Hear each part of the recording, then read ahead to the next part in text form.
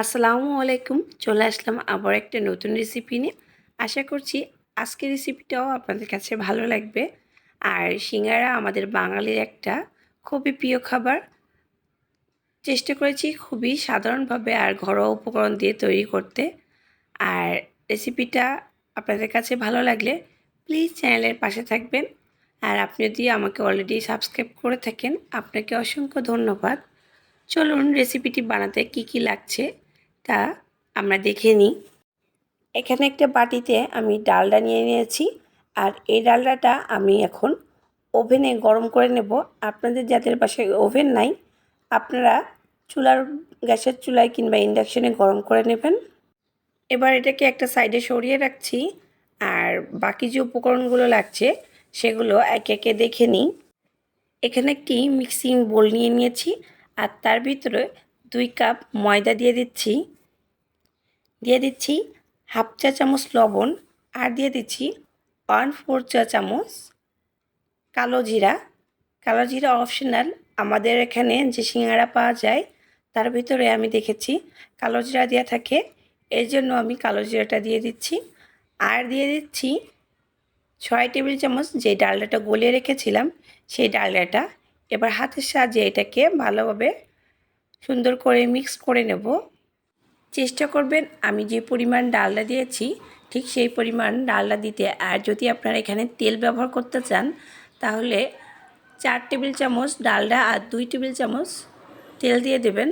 Hotel স্টাইলে খাস্তা সিঙ্গারা বানাতে চাইলে অবশ্যই ডালডা ব্যবহার করতে হবে, এই জন্য বলছি। তো এখানে আমি নর্মাল তাপমাত্রায় থাকা পানি দিয়ে দিচ্ছি। এখানে আমি হাফ কাপ পরিমাণ পানি নিয়েছি, দেখা যাক কতটুকু লাগে।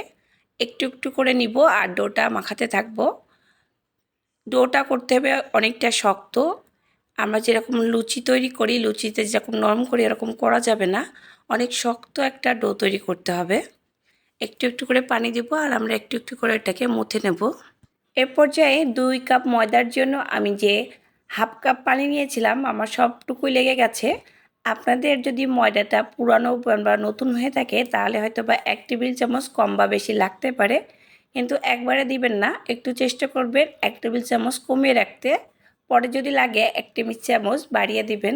এবার এটাকে আমি সুন্দরভাবে একটা শক্ত ডো করে মসৃণভাবে মেখে নিব যতক্ষণ পর্যন্ত এটা সুন্দরভাবে মথানো হচ্ছে। এই যে এই পর্যায়ে দেখুন আমার এটাকে সুন্দরভাবে মথা হয়ে গিয়েছে। এবার হাত দিয়ে দেখুন এটা যে আমি যে আঙুলটা যাচ্ছে সেটা বাউন্স করে ব্যাক হচ্ছে না, তার মানে এটা সুন্দরভাবে মথা হয়ে গেছে।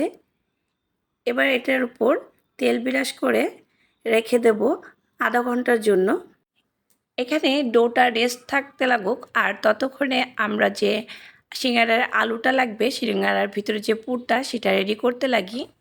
এখানে আমি বড় বড় সাইজের 3টে আলু নিয়ে নিয়েছি। আর আলুগুলো আমি পিলার দিয়ে কেটে ছিলকা ফেলে দিয়েছি। আপনারা চাইলে হোটেলে আলু ছেলে না, আপনারা না ছিলেও করতে পারেন। আর এখানে আলুটাকে আমি ডাইস কাট করে নিচ্ছি।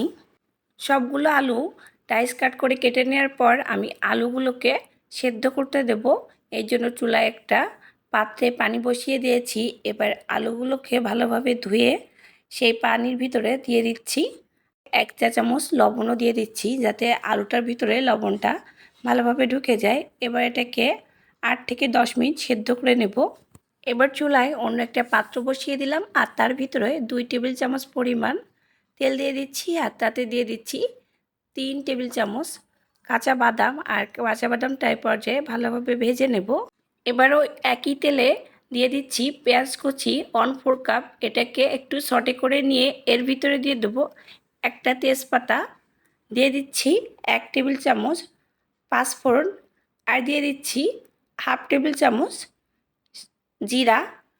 সবগুলোকে ভালোভাবে 1 মিনিটের মতো তেলের উপর ভেজে নিয়ে এবার এর ভিতরে দিয়ে দেব 1 চা চামচ রসুন বাটা আর 1 চা চামচ আদা বাটা দিয়ে আবারও ভালোভাবে মশলার সঙ্গে এটাকে ভেজে নেব। এবার এর ভিতর দিয়ে দিচ্ছি শুকনো মরিচের গুঁড়া 1 চা চামচ পরিমাণ, লবণ দিয়ে দিচ্ছি 1 চা চামচ পরিমাণ, যেহেতু আলু সেদ্ধতে আমরা লবণ ব্যবহার করেছি। হলুদের গুঁড়া দিয়ে দিচ্ছি হাফ চা চামচ পরিমাণ। এবার সমস্ত মশলাটাকে ভালোভাবে ভুনে নেব যতক্ষণ পর্যন্ত মশলাটা তেলটার গা থেকে ছেড়ে না উঠছে, এ পর্যায়ে কিছুটা পানিও ব্যবহার করা যাবে। এখানে আমি হাফ কাপ পরিমাণ পানি দিয়ে মশলাটাকে ভালোভাবে কষিয়ে নিচ্ছি। মশলার যে কাঁচা গন্ধটা থাকে সেটা যাতে না থাকে। এ পর্যায়ে তেলটা ভেসে উঠেছে মশলার উপরে। এবার আগে থাকতে যে সেদ্ধ করা আলু সেটা দিয়ে দিলাম। এটাকে ভালোভাবে মশলার সঙ্গে কষিয়ে নিয়ে তার ভিতরে পানি দিয়ে দিচ্ছি 1 কাপ পরিমাণ। যতক্ষণ পর্যন্ত আলুটা সুন্দরভাবে ম্যাশ না হয়ে আসছে ততক্ষণ পর্যন্ত এটাকে রান্না করে নেব। 10 মিনিটে রান্না হয়ে যাবে। এটা ঝোল কমে এসেছে, পর্যায়ে দিয়ে দিচ্ছি সে বেঁচে রাখা বাদামগুলো, দিয়ে দিচ্ছি বুট সেদ্ধ, এটা অপশনাল, যদি বাসায় থাকে তাহলে দেবেন। আর দিয়ে দিচ্ছি ছোলা সেদ্ধ, আমার আগে থাকতেই বাসায় এগুলো সিদ্ধ করা ছিল তাই দিলাম। আর হোটেলে স্টাইলে যখন আমরা সিঙ্গারা খাই তখন কিন্তু এগুলো থাকে, এর জন্য ব্যবহার করেছি। আর দিয়ে দিচ্ছি ভাজা জিরার গুঁড়ো হাফ চা চামচ পরিমাণ। এবার এটাকে একেবারে শুকনা করে ফেলবো যাতে কোনো প্রকার ঝোল থাকে না। আর দেখতে পাচ্ছেন এই পর্যায়ে কিন্তু এটা কড়ার গায়ে লেগে যাচ্ছে, মানে কোনো ঝোল নাই। আপনাদেরকে ভালোভাবে দেখিয়ে দিচ্ছি, দেখুন এটা কিন্তু কোনো প্রকার ঝোল নাই। এবার এটাকে নামিয়ে নেব, নামিয়ে ঠান্ডা করে নিব। ওদিকে ঠান্ডা হতে থাক আর ডোয়ের কী অবস্থাতে দেখে নিই। আমি আগে একবার চেক করে দেখেছিলাম আর দেখুন এটা কিন্তু আঙুলটা দিলে আঙুলটা ডেবেই থাকছে, কোনো প্রকার বাউন্স করছে না, তার মানে এটা সুন্দরভাবে সেট হয়ে গিয়েছে। এবার এটাকে আমরা মোট 10 টুকরা করে নেব। 10 টুকরা করে নিলে এখানে আমার 20টা সিঙ্গারা হবে। তো একটা ডোতে আমাদের যেহেতু 2টা সিঙ্গারা হয় এই জন্য আমি এখানে মোট 10 টুকরা করে নিচ্ছি।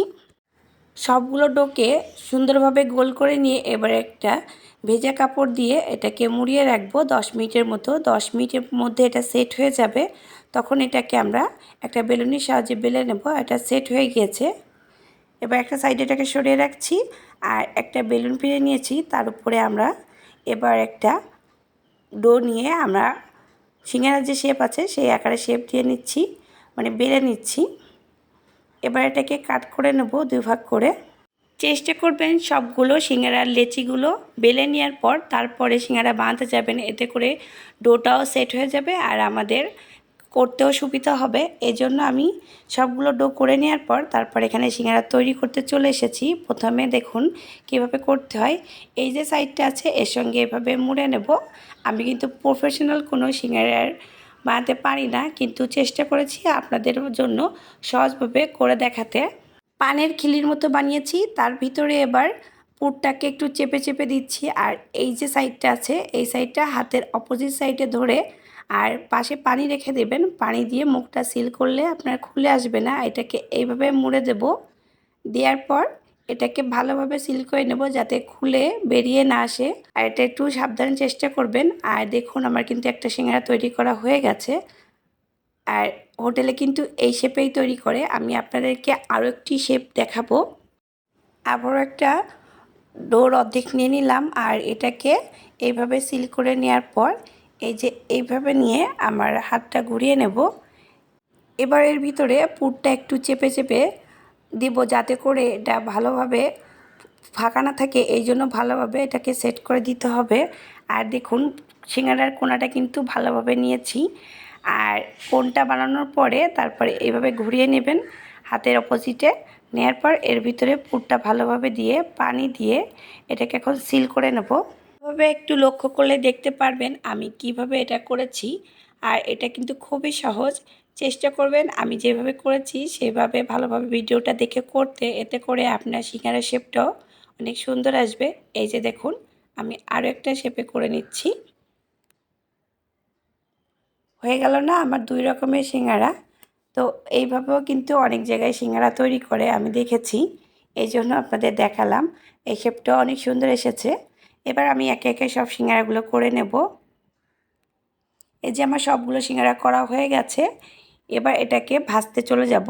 চুলায় একটা কড়াইতে অনেকটা তেল দিতে হবে, ডুবো তেলেই সিঙ্গারা ভাজতে হয়। সিঙ্গারা ভাজার কিন্তু বেশ একটা নিয়ম আছে, তেলটা কিন্তু ফুটান্ত গরম হবে না, আবার তেলটা নর্মাল যে গরম সেটাও হবে না। দুটার মাঝামাঝি চেক করে দেখতে হবে তারপরে দিতে হবে, তা না হলে কিন্তু সিঙ্গারা গায়ে যে ফুসকা পড়ে সে ফুসকাটা পড়ে যাবে। আমি একে সব সিঙ্গারাগুলো দিয়ে দিচ্ছি। আমার এখানে 20টা সিঙ্গারা হয়েছে, তো আমি এখানে একসঙ্গে সবগুলো যেহেতু ভাজা যাবে না, আমি 2 বার করে সিঙ্গারাগুলো ভেজে নেব। আর সিঙ্গারাগুলো ভাজতে আমার 8 থেকে 10 মিনিট সময় লেগেছে। একবার ব্যাচ ভাজতে আমার 8 থেকে 10 মিনিট লেগেছে। এবার এটাকে একটা সুন্দর ব্রাউন কালার না আসা পর্যন্ত আমি ভালোভাবে এটাকে ভেজে নেব। দেখে নিশ্চয়ই বুঝতে পারছেন যে এটা অনেক সুন্দর কালার চলে এসেছে। এবার এটাকে উঠিয়ে নিচ্ছি। এবার আরেক পাশও সিঙ্গারা ভেজে নেব। একে একে আমার সব সিঙ্গারাগুলো ভাজা হয়ে গেছে। এবার এটাকে উঠিয়ে নিচ্ছি। আমার কিন্তু কোনো সিঙ্গারার উপরই ফুসকা পড়েনি, দেখে নিশ্চয়ই বুঝতে পারছেন। আমি একে একে সব সিঙ্গারাগুলো রাখছি। আজ এই পর্যন্তই। সবাই ভালো থাকবেন। দেখা হবে নতুন কোনো রেসিপি নিয়ে। আল্লাহ হাফেজ। আসসালামু আলাইকুম।